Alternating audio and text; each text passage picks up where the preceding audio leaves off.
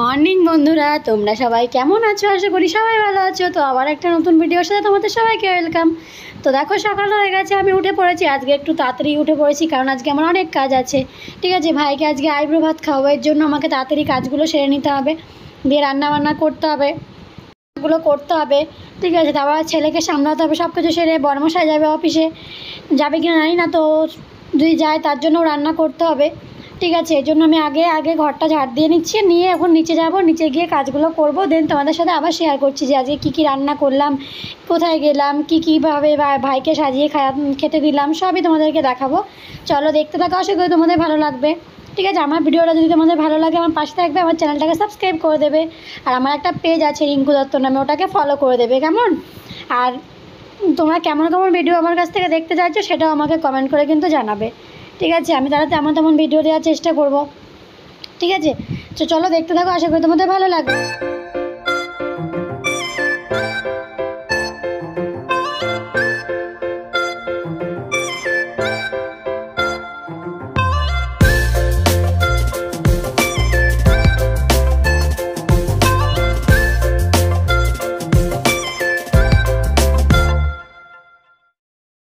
দেখো, আমার সব কাজ করা কমপ্লিট হয়ে গেছে। ওপরে যা যা কাজ থাকে, ঘর ঝাড় দেওয়া, যাবতীয় যা কাজ থাকে, সকালের বাসি কাজ সব কমপ্লিট করে এখন নিচে চলে যাব। নিচে গিয়ে দেখি মা কী করছে, কী জোগাড় করলো না করলো, দেন তারপর রান্না করা স্টার্ট করব। ঠিক আছে, তো আজকে অনেক রকমই রান্না করব। বড়মশাই মনে হয় বাজারে চলে গেছে মাছ বাজার করতে, তো বানিয়াতে আজকে পাওয়া যাবে না মাছ, তো এর জন্য বেথুয়াতে চলে গেছে। চলো কী মাছ আনে তো দেখি, তারপর তোমাদের সাথে আবার শেয়ার করছি, দেখতে থাকো। তো আমার ব্রাশ করা সব কমপ্লিট হয়ে গেছে, এখন ছাদে চলে এসেছি জামাকাপড়গুলো মেলতে। মা বললো জামাকাপড়গুলো মেলে দিয়ে আয়, তারপর রান্নাবান্না শুরু করা যাবে। ঠিক আছে, যেহেতু আজকে তাড়া নেই, মানে বড়মশাই অফিস যাবে না, এর জন্য খাওয়া দাওয়ারও সেমন তাড়া নেই, শুধু ভাইকে খাওয়াবো। এই জন্যই আমি আজকে ভালো ভালো রান্না করব। কী কী রান্না করি আজকে তোমাদেরকে সব শেয়ার করব। ঠিক আছে, তোমরা বলবে কিন্তু রান্নাগুলো কেমন হয়েছে। খেয়ে তো দেখতে পারবে না, কিন্তু দেখে বলবে যে কেমন হয়েছে রান্নাগুলো। আশা করি ভালোই লাগবে, কারণ আমি খুব মন দিয়ে ভালোবেসে রান্না করেছি।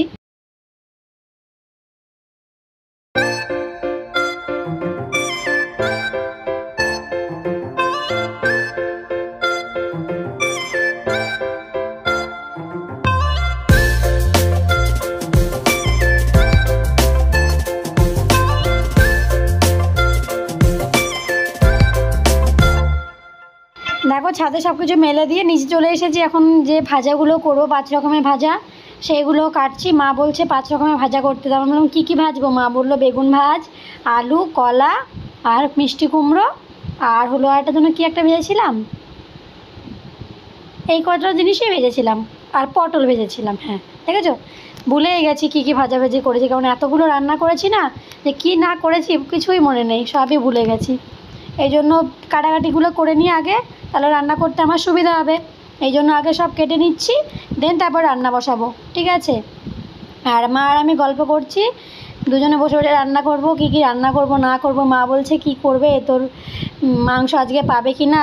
আজকে যেহেতু মানে কুরবানি আছে মুসলিমদের, এই জন্য মাংস পাবে কি না, এই জন্য সেই সব নিয়ে আলোচনা করছিলাম। ঠিক আছে, তো দেখো আমার কাটাকাটি প্রায় কমপ্লিট হয়ে গেছে, মানে ভাজার জন্য যেগুলো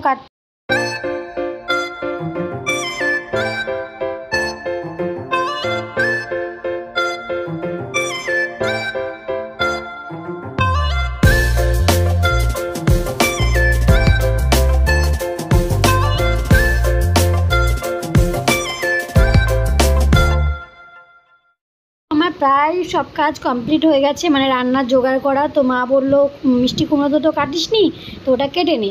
দেন তাই আমি মিষ্টি কুমড়োটা কাটতে আসলাম। আর মার সঙ্গে গল্প করছি। আজকে আমরা অনেক গল্প করেছি দুজনের, শাশুড়ি বৌমা মিলে। সংসারে তো সব কিছু থাকবেই, তো থালা বাসন থাকলে একসাথে ঝগড়া লাগেই, তো আমাদের মধ্যেও সেমন ঝগড়া একটু কমই লাগে, আমাদের ভালোবাসাটাই বেশি থাকে। তো দেখো আমার সব কাটাকাটি হয়ে গেছে, দেখো আমি সব কেটে নিয়েছি, গুছিয়ে নিয়েছি, দেখতে পাচ্ছ? দেখো এখানে ভাজার জন্য সব গুছিয়ে নিয়েছি। তো তারপরে মা বললো ভাজাগুলো তো নুন হলুদ মাখিয়ে নে, তো আমি এইগুলো নুন হলুদ মাখিয়ে নিলাম। মাখিয়ে নিয়ে এবার এইগুলোকে ভাজতে হবে, তো এর জন্য কড়াইয়ে তেল দিয়ে দিয়েছি। দেখো কড়াইটার তেলটা প্রায় গরম হয়ে এসছে, তোমাদেরকে দেখিয়ে দিই, প্রায় গরম হয়ে এসছে। এখন আমি ভাজাগুলো করে নেব। দেন মা বললো যে ডালটাকে শুধু শুধু করবি রিঙ্কু? আমি বললাম না, বেশ ডাল করব। এর জন্য দেখো গাজর আর বিনস কেটে নিয়েছি, মটরশুঁটি পাইনি। এদিকে আমার ভাজা কমপ্লিট, আর এখানে পাবদা মাছের জন্য প্রিপারেশন করছি। ঠিক আছে, এদিকে চিকেনটা দিয়েছি একটা উনুনে, তো চিকেনটাও আমার প্রায় হয়ে যাচ্ছে। তো তারপরে আমার সব কাজ হয়ে গেছে, এই জন্য আমি স্নান করে নিয়েছি।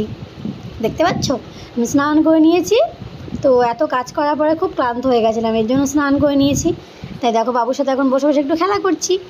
দেন আমার বরমশাই বলল যে রিঙ্কু আমার খুব খিদে পেয়েছে, চলো না আমাকে খেতে দিয়ে দেবে। তো আমার বরমশাই, আমার বোন আর আমার দাদা আসলো, তো ওদেরকে খেতে দিয়ে দিলাম। তো ওদেরকে বললাম আমি কিন্তু পাতাতে খেতে দেবো, বললো ঠিক আছে কোনো ব্যাপার না। তারপরে দেখো অনেকক্ষণ পর প্রায় 4টের দিকে এনারা আসলেন আমাদের বাড়িতে, তো এনাদেরকে খেতে দিয়েছি। ঠিক আছে, কেমন ডেকোরেশন করেছে জানি না, তোমাদের কেমন লাগলো আমাকে কিন্তু বলবে। দিয়ে এখন ওরা সবাই খাচ্ছে, তো আমার ভাই বলছে এত খাবার কি করে খাবো বৌদি। আমি বললাম খেয়ে নাও, কোনো ব্যাপার না। তারপর বিকালবেলা একটু রেডি হয়ে নিয়েছিলাম, যাব হলো বেথুয়াতে। আমার একটা কাজ ছিল, সময়ই পাচ্ছি না ছেলের জন্য, মানে সময়ই হয়ে উঠছে না, আজ যাবো কাল যাবো করে যেতেই পারছি না। তো বেথুয়াতে গেলাম, বেথুয়াতে গিয়ে একটু কাজ ছিল, তো বোনকে বললাম আমার একটু ভিডিও শ্যুট করে দে না। আমি বললাম, বললো ঠিক আছে দে। তো ও দেখো আমার ভিডিও শ্যুট করে দিচ্ছে। তো দুজনে মিলে হাঁটতে হাঁটতে হাঁটতে হাঁটতে হাঁটতে হাঁটতে চলে গেলাম বেথুয়াতে। ঠিক আছে, বেথুয়া গিয়ে কিছু কেনাকাটা করলাম, আমার কিছু কেনাকাটা করার ছিল সেইগুলো করলাম। দেন স্টেশনটা পার করে ও পাশে চলে গেলাম। ঠিক আছে, হাই রোডের ও পাশে ওখানে মায়ের মন্দির ছিল, এইখানে আমার ব্লাউজটা দিয়েছিল এই দাদাটার কাছে। এত সুন্দর ব্লাউজ বানিয়েছে, আমি বাড়ি এসে দেখলাম, তাই তোমাদেরকে বলছি খুব সুন্দর হয়েছে, পছন্দ হয়েছে। দুঃখের বিষয় আমি মায়ের জন্য একটা দিয়েছিলাম, মানে আমার শাশুড়ি মায়ের জন্য, ওটা একটু টাইট ফিট হয়ে গেল। অনেকটা রাত হয়ে গেছে, আমি বোনকে বলছি বাড়ি চল বাড়ি চল, ও কিছুতেই যাবে না। বলছে দাঁড়া দিদি দাঁড়া, আমাকে দুটো ফুল কিনে দে না, আমি ফুল নেবো। আমি বললাম কী ফুল নেবি, বললো সানফ্লাওয়ার। তো ওকে আমি কিছু সানফ্লাওয়ার কিনে দিলাম, 3টে 10 টাকা নিল। ফুলের দাম মনে হচ্ছে খুব কমে গেছে তাই না, ওই জন্য 3টে 10 টাকা নিল, তো ওকে একটু কিনে দিলাম। তারপর আমি দোকানদারকে বলছি দাদা এই ফুলগুলো এরকম নেতিয়ে গেছে কেন, বলছে সানফ্লাওয়ার গাছ থেকে তুললেই এরকম নেতিয়ে যায়। আমার ঠিক আছে কোনো ব্যাপার না, তুমি দিয়ে দাও। তো দিয়ে দিল। দেন আমরা গুটি গুটি গুটি গুটি পায়ে বাড়ির দিকে এগোচ্ছি। তো বাড়ির দিকে আস্তে আস্তে আস্তে আস্তে বোনকে বললাম, বোন কী খাবি, বললো দিদি চল আইসক্রিম খাই।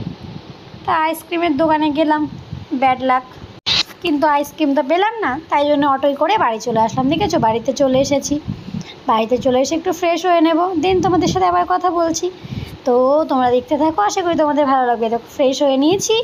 ঠিক আছে, তো অনেকটা রাত হয়ে গেছে, বাবুকে খাইয়ে দিয়েছি, আমিও খেয়ে নিয়েছি। তো গুড নাইট ফ্রেন্ড, আমার ব্লগটা যদি ভালো লাগে আমার পাশে থাকবে, আমার চ্যানেলটাকে সাবস্ক্রাইব করে দেয়।